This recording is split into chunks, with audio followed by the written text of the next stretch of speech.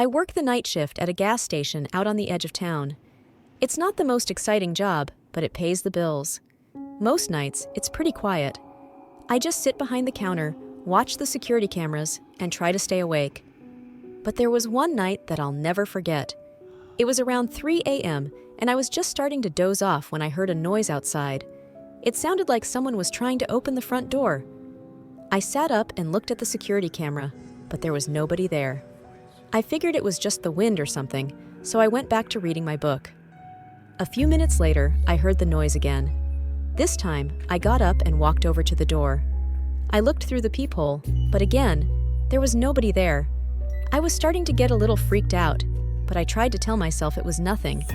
Then, I heard a tapping on the window. I turned around, and there was a man standing outside, looking in at me.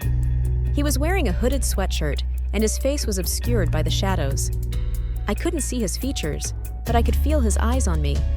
It was like he was studying me, trying to figure me out. I froze for a second, not sure what to do. Then, the man spoke. "Let me in," he said. His voice was low and raspy, like he'd been smoking for years. "I need to use the phone." I shook my head. "Sorry, man," I said. "I can't let you in. It's against company policy." The man just stood there, staring at me. I could see his hands shaking a little bit, like he was nervous or angry. Then he took a step forward, and I could see something glinting in his hand. It was a knife. I backed away from the door, my heart racing. "I'm calling the cops," I said.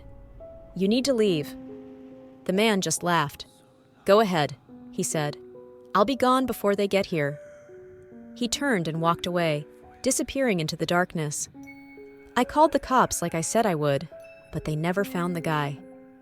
I still think about that night sometimes and wonder what would have happened if I'd let him in. I don't think I ever want to know.